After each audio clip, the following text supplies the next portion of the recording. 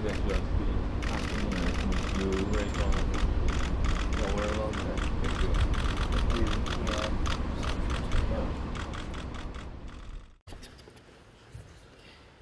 Presiden Joko Widodo atau Jokowi akhirnya bertemu dengan Presiden Ukraina Volodymyr Zelensky, Rabu, tanggal 29 Juni tahun 2022.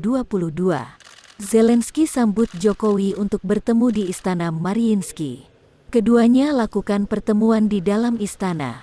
Jokowi hadir bertemu Zelensky didampingi Menteri Luar Negeri Retno Marsudi dan Sekretaris Kabinet Pramono Anung. Jokowi nampak santai mengenakan kemeja putih dengan lengan digulung, dilengkapi sneakers kesayangannya. Sebelumnya Jokowi awali kunjungannya di Ukraina dengan melihat reruntuhan dampak perang Rusia-Ukraina di kota Irpin. Jokowi dan Iriana didampingi Wali Kota Irpin Alexander Grigorovich Markushin saat melihat puing-puing bangunan apartemen yang rusak akibat perang.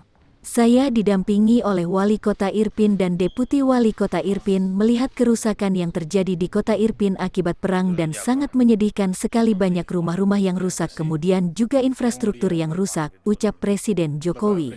Jokowi kunjungi Ukraina dan Rusia membawa misi perdamaian.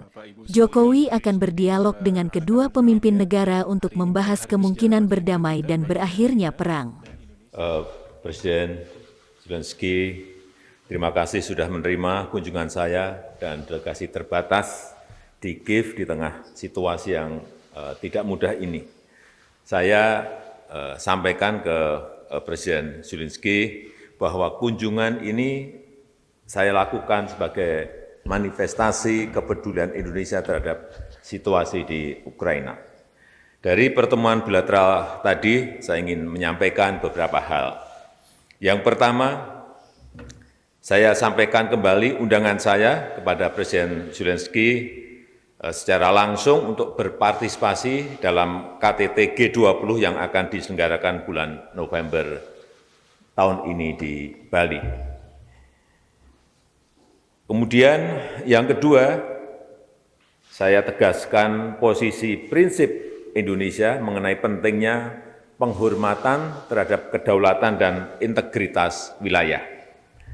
Yang ketiga, walaupun masih sangat sulit dicapai, saya tetap sampaikan pentingnya penyelesaian damai dan spirit perdamaian tidak boleh pernah luntur. Dalam kaitan ini, saya menawarkan diri untuk membawa pesan dari Presiden Zelensky untuk Presiden Putin yang akan saya temui segera.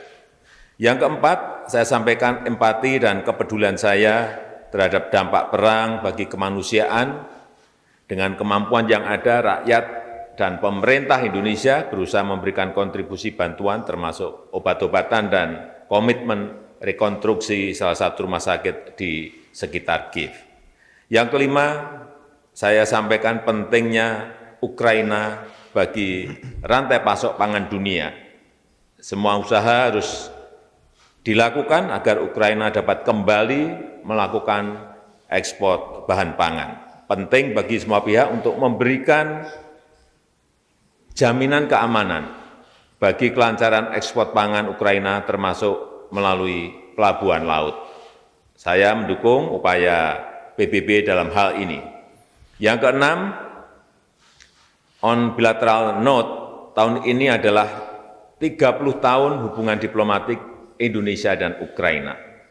Saya menyampaikan komitmen Indonesia untuk terus memperkuat kerjasama dengan Ukraina. Terima kasih.